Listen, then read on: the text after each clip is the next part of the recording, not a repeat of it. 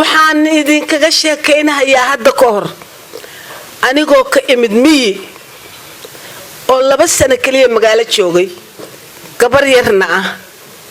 walibana nimanka Soomaaliyeed dhinac bay ka raran yihiin waxay jecel yihiin gabdhaha cadcad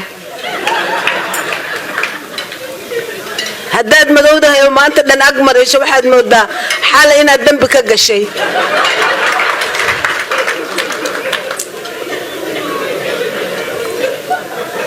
markaan imid markaa iskool baa la geeyay iskool baan dhiganahayay laakiin naag weyn oo baadiye ka timid oo waxaan ahay ilaa 17 gaadhay uqdada madowguna waa igu jiray bandhiga reeriyowga waxaan ka dhageystay bari 9 gabdhood oo Soomaaliya oo quruxda ku tartantahay yimaadeen Jubba saacad markay 2 saac tahay balaaya dhacday who cares anigu waxaan maanta horta waa inaad tijaabisid Soomaalida arintan uqdadahuna ka harto maxaa taagan gabdhihii Soomaalida wada cadcad oo labisan kuwii raaxamarka ah kuwii carabta ah adduunyo hameenkii intaan seexan baan maryahan ku tagi lahaa meel dhigtay kabahaygi meel dhigtay intii markay tahay 7 o'clock baan labistay taxi baan u yeertay Jubbaan si istaagay nimankii Soomaaliyeed oo dhan meelay joogaan maanta Jubba diyaar lagu yahay mid shaqeeye iyo mid baaga muuda iyo mid homeless oo nin walba wuxuu leeyahay waxaad arki jidhay miya maanta imaanaya mise wax guryaha lagu hayay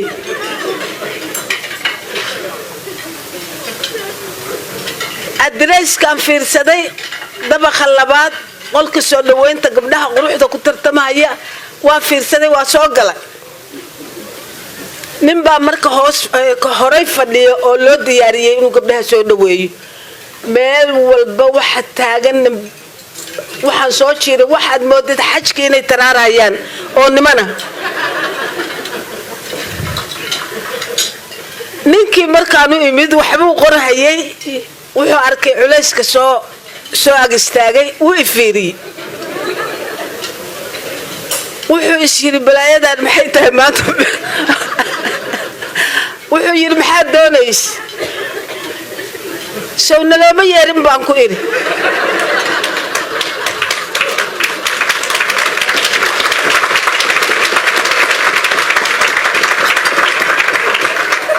laguma yeerin ma dhigi kara buteero ma laha way gudbiyay ونحيا وحير ما أنت هذا قفتان قد بسي أرمال وحيرا شغادة لقا عيرية هوس باب فريستي وحال الربا قبلوه إني صود مادان تيدي إلا بنتيدنا حتى واحد شوق لها يأتشنبي قبلها تشيقرين هيا أو محتقانا يأتشنبي وغروح بي يغانين سنباتي يغانين كل بدتورة يغانين قيسي نما يغانين قفك الدنمديس كوانو سوا معدهاي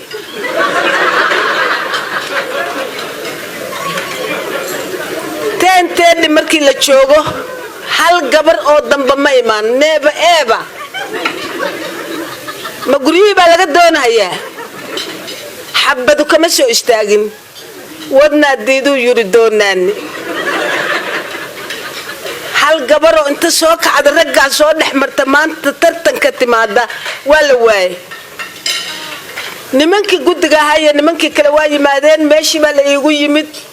waa la arkay waxba la qiimeeyay koobkii horta tartanka farta la iga saaray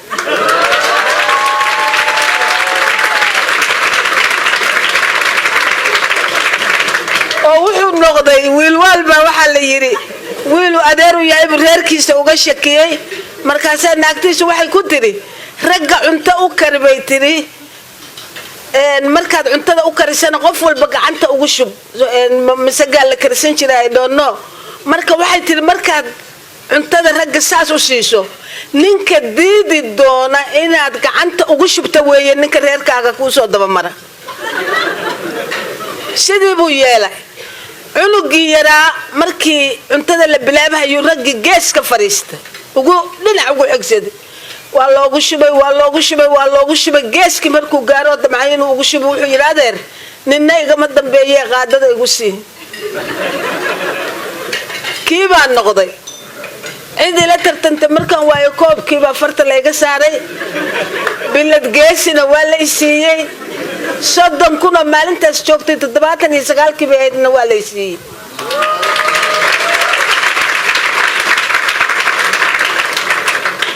marka yoolkaaga hadaad ka jiba gaartid oo ka run keentid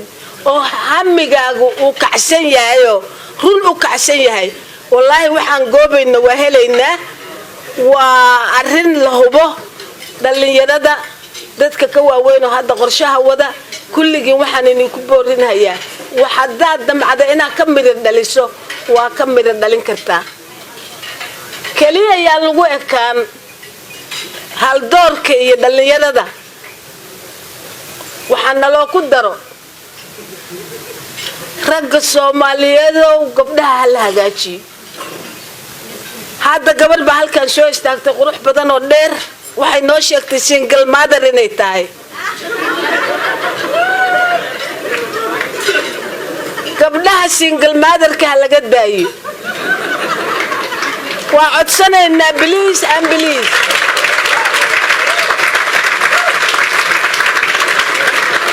gabdhaha haddii aydan single mother ka dayn idinkana gabdho kale ay soo cayrin doona caruurta inta idin kala hara gabdhaha laftigoodo idinka laftigiinu dab yar ma shidaysaan wiilashiina cishada aadinina inaad single mother noqotaan ninka ku soo waysto ku yimaada oo danka galo inuu nolosha kula sheergareeyo raba indhaha markaad ka qaado waxaad tiraahdaa allow maradaada iyo maradayda yaa isku keen maqiiqa labadeena oo murtaxan mirira kadibna aqalkeenu yare mugdiya madibad caanaha meel halkeerayaal koob la soo mayray midigtaada yaa ku rida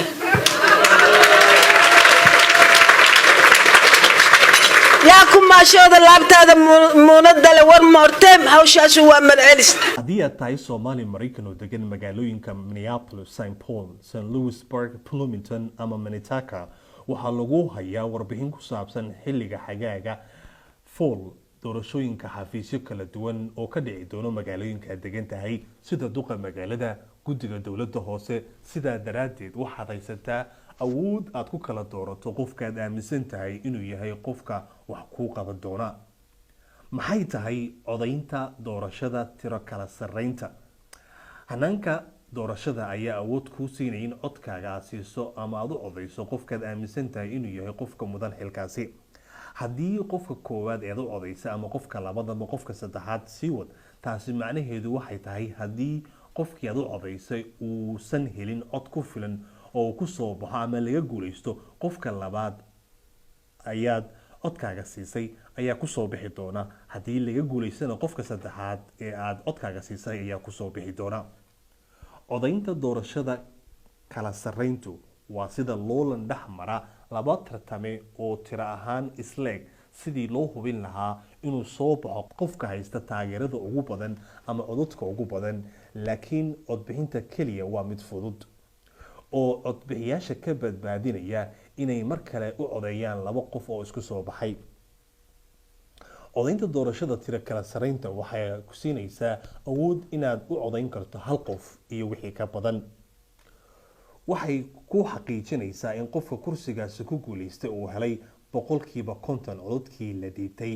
taasoo muujinaysa in doorashada guduhu ay tahay mid xaq iyo xor loo dooran karo qofka ku matalaya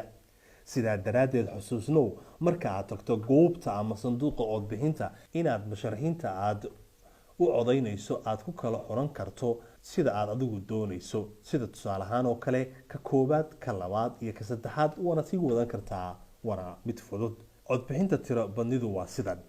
hanaan fudud cadaalad oo aan dib lahayn codbixiyaasha oo hela inay kala doortaan musharaxiinta kala duwan waxay fursad uu ku tartamo siinaysaa qofka midabkiisa lagu tilmaamo inuu ka duwan yahay kuwa kale. waxay musharaxiinta tusaysaa inay yihiin kuwa bulshadu ay la xisaabtami doonto. fadlan isticmaal awooddaada codbixin oo hubi inaad doorato dhammaan musharaxiinta aad rabto markaad codkaaga ka dhiibanayso deegaanka aad degan tahay xilliga xagaaga. waad sii codayn kartaa laga bilaabo bisha Sebtembar 17 ama waxaad codayn kartaa maalinta doorashada ee 2 Noofembar.